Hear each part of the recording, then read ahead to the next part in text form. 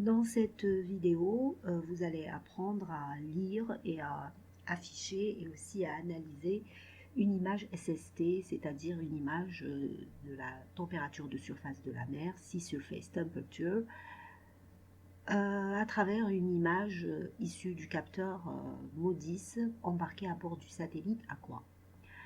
Donc, première des choses, on va ouvrir directement l'image qui est dans le format NetCDF. Donc, vous avez l'extension .nc. Ben, avant de la lire déjà et de l'afficher, je vous invite à aller regarder dans les métadonnées toutes les informations sur cette image, donc les Global Attributes, Band Attributes, Scanline Attributes, Sensor Band, Parameters. D'autre part, vous avez une autre rubrique, Flag Coding, Vector Data, Bands et Masques. Donc, je vous conseille d'aller regarder ce qu'il y a comme information dedans. Donc, par exemple, dans Sensor Band Parameters, vous avez les longueurs d'onde, les différentes longueurs d'onde dans lesquelles observe le capteur MODIS en nanomètres. Donc, vous avez de la 412 jusqu'à 12 micromètres, pardon. Vous avez ici dans SST Flag, vous avez la liste de tous les codes d'erreur qui puissent être recensés dans cette image. Donc vous avez par exemple is masked, c'est un code erreur qui correspond à des pixels qui sont déjà masqués. Vous avez aussi le flag qui concerne la présence de cloud, donc cloud detected. Donc les flags, c'est tous les signalements des erreurs qui peuvent être détectés à partir de différentes sources, donc à l'acquisition des flags dus à un bug de l'algorithme, à la présence d'un singlet par exemple. Donc vous avez plusieurs sources d'erreurs. Donc là, dans Mask, vous avez aussi ces mêmes sources d'erreurs qui sont représentées par des masques. Donc ces pixels contaminés, vous pouvez leur attribuer une couleur par exemple pour pouvoir les détecter facilement sur l'image satellitaire. Donc dès qu'on affiche la bande SST qui contient les températures de surface de la mer en degrés Celsius, déjà en visualisant l'image, en double-cliquant sur SST pour la visualiser, déjà vous voyez qu'il y a un souci dans la géométrie de l'image, un effet de compression qui nous indique clairement que l'image n'est pas géoréférencée et qu'il faudra la géoréférencer. Pour ce faire, il faut aller dans Raster, Geometric Operations et aller sur l'opération Reproject. Donc dans Reproject, bien sûr, il faut indiquer le répertoire dans lequel l'image résultat ou l'image sortie va être enregistrée. Ça d'une part. D'une autre part, vous avez déjà une proposition de nom du fichier, car sous SIDAS, comme on l'a dit précédemment, sous SIDAS, les fichiers résultats sont proposés par le logiciel lui-même. Généralement, c'est soit il prend le nom du traitement que vous appliquez sur l'image et il suffixe ou il préfixe l'image avec ce mot-clé. Par exemple, ici, comme on fait une reprojection, qui est une reprojection dans le sens géoréférencement, vous avez le nom de sortie qui est suffixé par ce mot-clé Reproject. Et c'est très important de procéder de cette façon-là, de nommer vos fichiers de cette façon-là. Comme ça, vous saurez, vous pourrez détecter sur chaque nom de fichier quelle est l'opération de laquelle a été calculé ce résultat. Donc, si vous trouvez par exemple le suffixe Reproject, donc vous saurez tout de suite que ce fichier est le fichier image est le résultat d'une reprojection ou d'un géoréférencement. Donc, on va afficher la SST après reprojection et vous voyez que là, la forme est plus proche de la réalité et cet effet de compression de la géométrie a été corrigé. Donc en premier, le premier dataset, c'est l'image brute. Comme on a affiché les deux images dans deux viewers différents, on peut aller sur Window Tile Horizontally pour afficher les deux images côte à côte. Et bien que la liaison soit active, donc Synchronous Viewer, donc les viewers sont synchronisés et les curseurs sont synchronisés, mais en tout cas, on n'arrive pas à voir cet effet-là.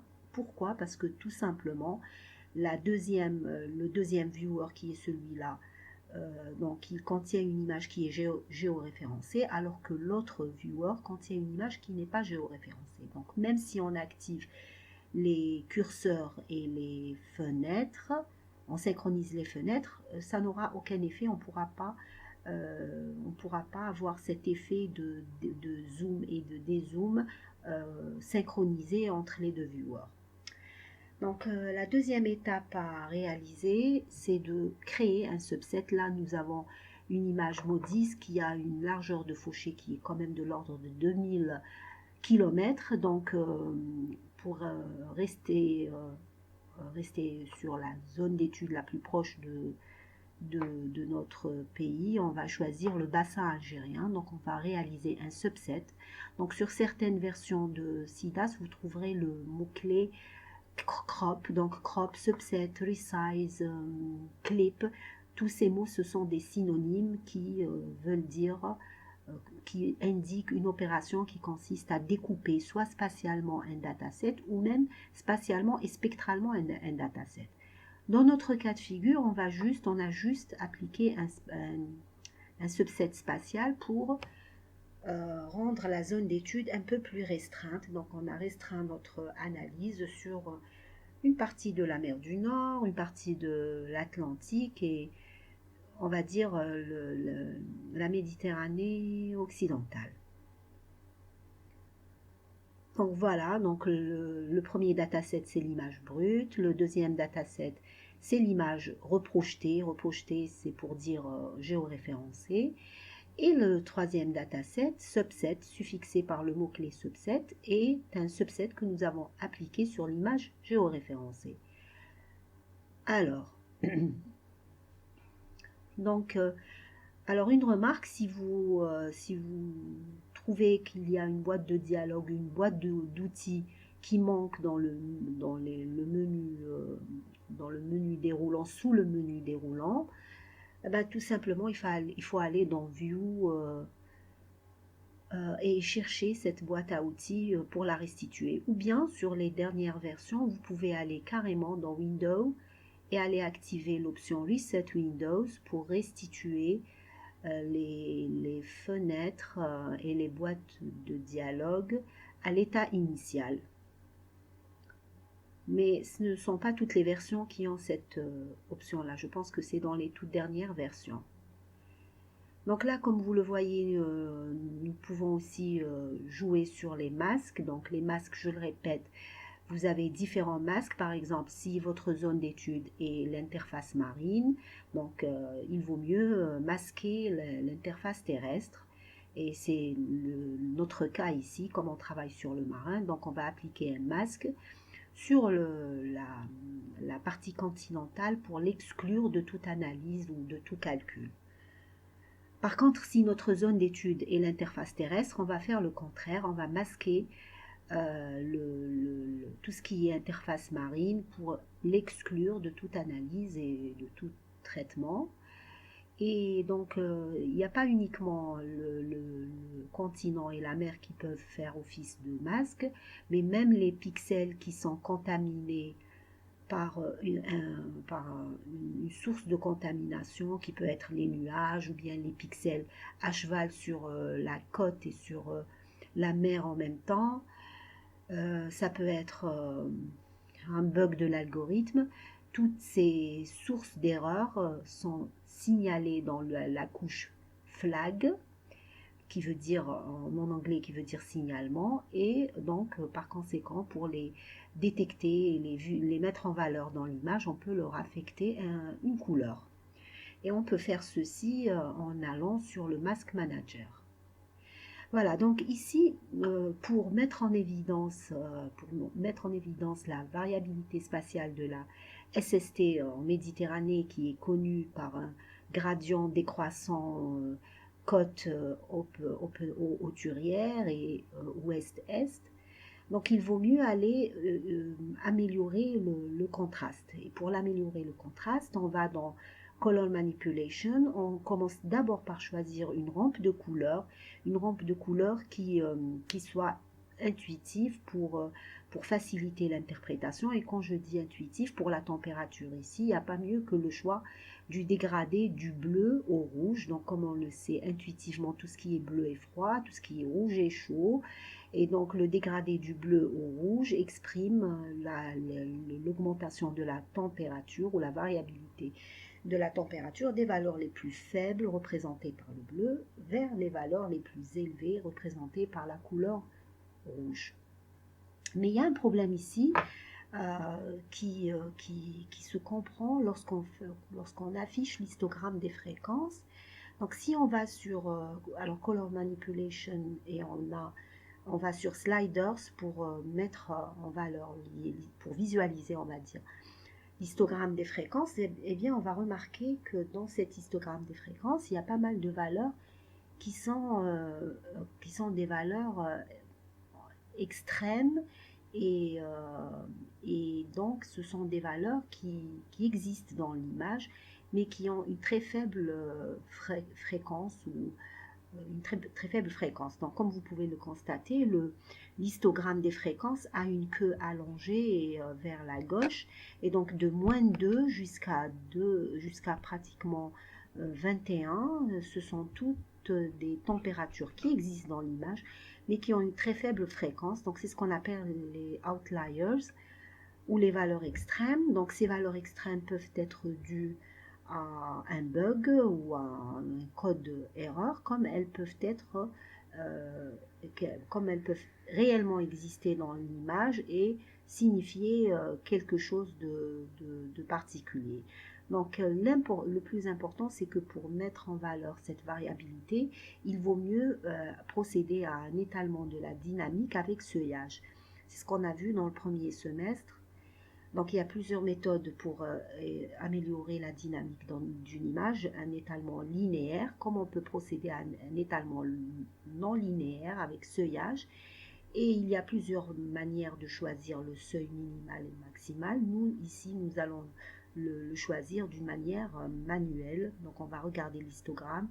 Au lieu de garder le moins 2 comme une valeur minimale, on va mettre on va augmenter la valeur minimale et diminuer le choix et diminuer la valeur maximale. Et en appliquant cela, donc ici on a un faux minimum, donc 11, et un faux maximum. C'est pas que c'est un faux, mais c'est les limites de l'histogramme. C'est pour éviter de noyer l'information dans une rampe, dans un dégradé de couleur qui est biaisé par la présence des valeurs extrêmes. Donc en appliquant cette amélioration du contraste par seuillage, bien ce qu'on appelle Image Enhancement, alors seuillage, c'est quoi? Thresholding, je crois. Donc en appliquant cette méthode, on a déjà un meilleur visuel, un meilleur rendu. Donc sur Sidacy, vous avez les outils basiques pour générer une carte rapidement. Donc vous avez le graticule ici, vous pouvez normalement rajouter la rampe de couleur comme légende pour s'y référer et essayer d'interpréter cette image. Vous avez aussi les coordonnées en longitude et en latitude. Voilà les éléments de base pour une représentation cartographique. Sachez que vous avez la possibilité d'aller sur propriété quelque part pour aussi rajouter un titre et jouer bien sûr sur sa police, sur sa taille, etc. Voilà, vous pouvez jouer sur le fond Donc ici, vous pouvez aussi créer des contours, des isolines ou des isolines de SST en, en appliquant un filtrage ou un filtre. Donc vous avez les filtres gradients, les filtres, tout ça on a vu tout ça dans le S1. Donc vous avez toute cette panoplie de filtres linéaires et non linéaires, et aussi les filtres issus de la morphologie mathématique comme l'érosion et la dilatation. Donc vous pourrez explorer tout ça plus tard. Qu'est-ce qu'il y a d'autre?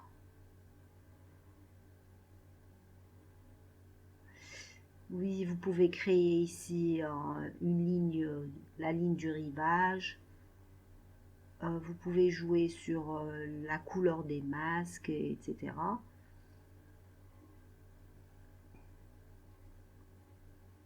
Ok, donc vous pourrez explorer toutes ces options plus tard. Donc là, on a fait juste les opérations, on va dire, basiques pour ouvrir, afficher, lire les métadonnées, améliorer la symbolisation et réaliser un subset sur une zone d'étude et réaliser une carte d'une manière rapide. Donc, sinon, si vous voulez un meilleur habillage cartographique, vous pourrez toujours exporter cette image qui est dans le format d'IMAP. Donc, alors, c'est tous ces datasets. Donc, le premier dataset est dans le format NetCDF, mais les autres datasets issus de la reprojection du subset, etc., c'est des datasets qui figurent dans le file manager, mais en réalité, ils sont stockés juste dans la mémoire. Donc, si vous voulez stocker physiquement ces images sur le disque, eh bien, il faudra déclencher le bouton droit ou le menu contextuel et sauvegarder le dataset. Et si vous lancez la sauvegarde, obligatoirement, il vous proposera la sauvegarde du fichier dans un format d'IMAP. Donc, le format d'IMAP est le format propriétaire des logiciels SIDA, c'est Snap aussi. Donc maintenant, si vous voulez, vous voulez aller sur notre plateforme, par exemple ArcGIS, pour réaliser un meilleur habillage cartographique, vous pouvez toujours aller sur File, Export et choisir ENVI, donc pour qu'il vous exporte l'image, non pas la carte, hein, l'image dans le format IMG, et donc vous pourrez récupérer le dataset SST et travailler dessus sous ArcGIS pour produire une autre carte. Donc vous avez cette possibilité là, donc ne vous inquiétez pas, il y a toujours une interopérabilité qui est assurée entre les différentes plateformes logicielles qui manipulent les données géospatiales. Maintenant, si vous êtes satisfait de ce résultat, vous pouvez tout simplement l'exporter dans le format PNG ou le format JPEG avec une bonne comment on appelle ça, une bonne résolution. Donc ça a un autre nom, une résolution, oui. Et vous l'exportez, donc pour publication, il faut l'exporter dans le format PNG ou JPEG, je disais. Et donc vous pourrez plus tard l'insérer dans un document ou dans une présentation PowerPoint si vous voulez.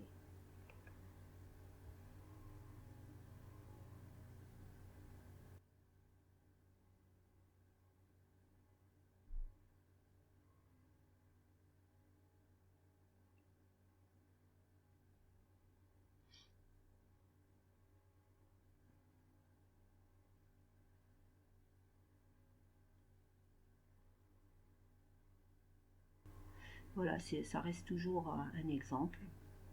Bien sûr que vous pourrez améliorer en profitant des différentes fonctionnalités